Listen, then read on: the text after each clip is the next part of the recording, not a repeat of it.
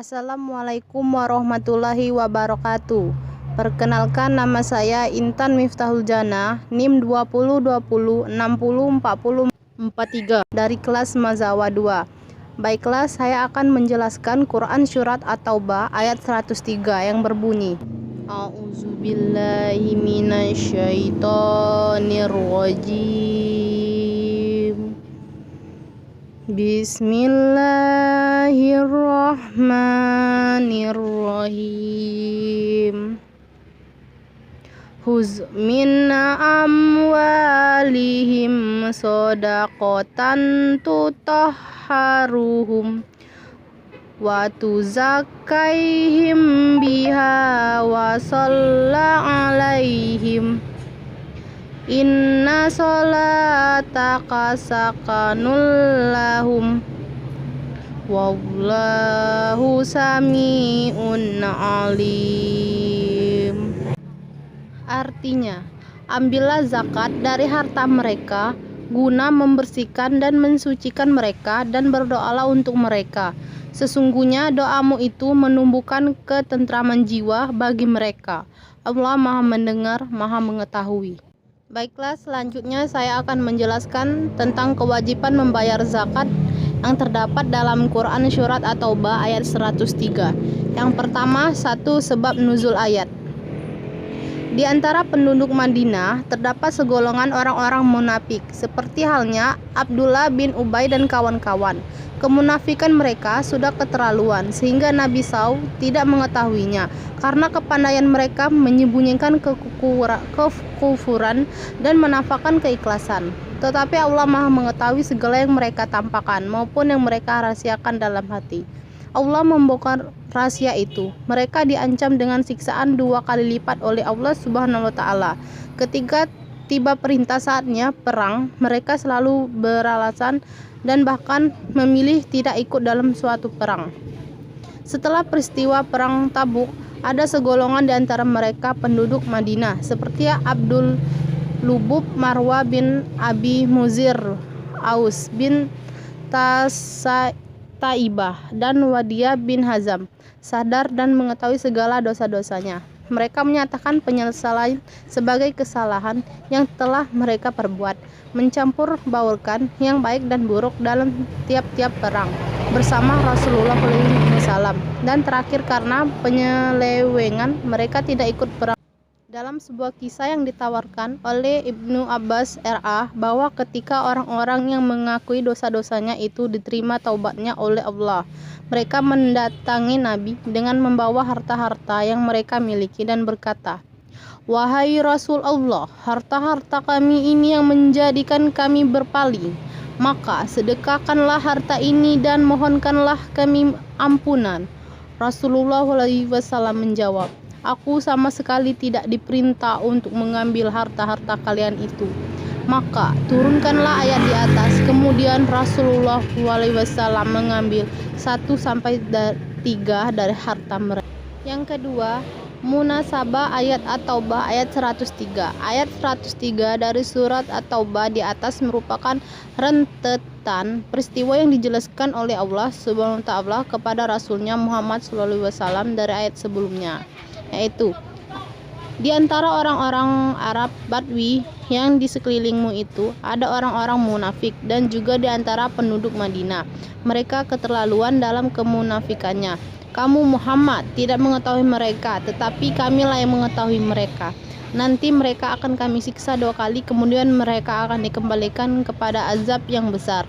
Dan ada pula orang lain yang mengakui dosa-dosa mereka. Mereka mencampur baurkan pekerjaan yang baik dengan pekerjaan yang buruk. Mudah-mudahan Allah menerima taubat mereka. Sesungguhnya Maha Pengampun lagi Maha Penyayang. Quran Surat At-Taubah ayat 101-102.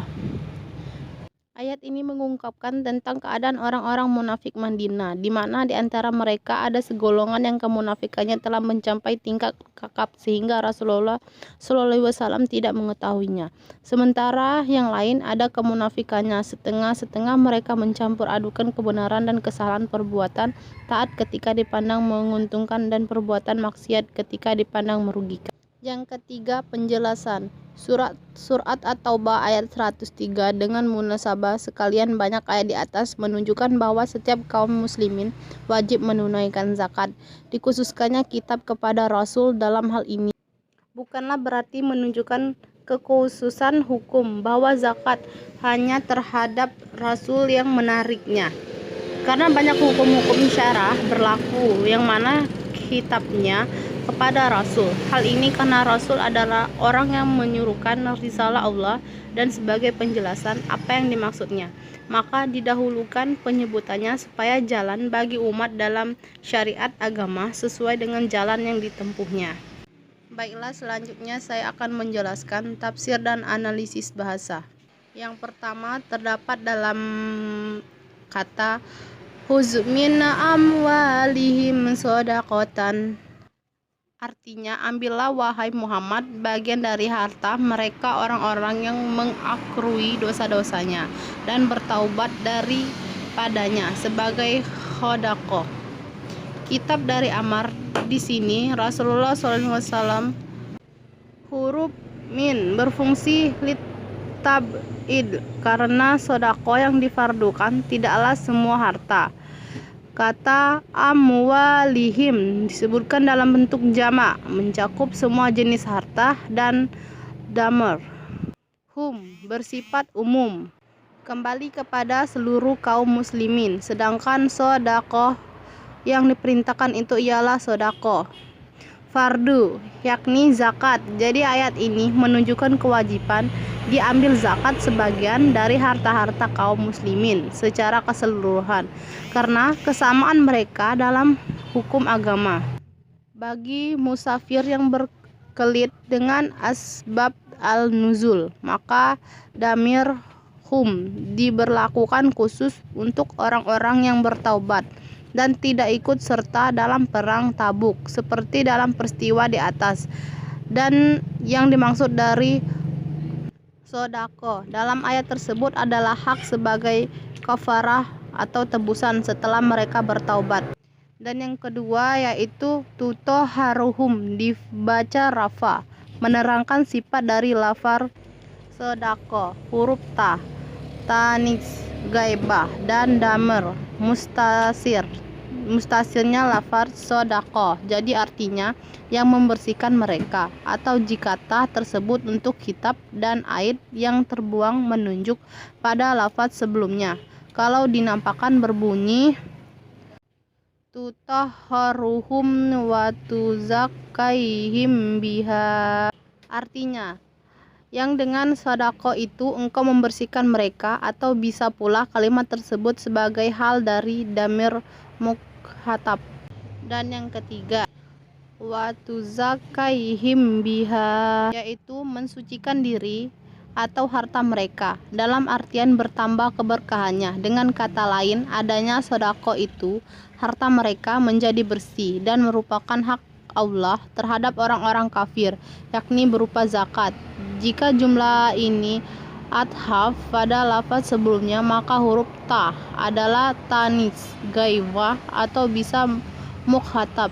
Jika berdasarkan bacaan zam pada lafaz tutahharuhum, maka huruf wa di sini sebagai permulaan kalimat istinafiyah.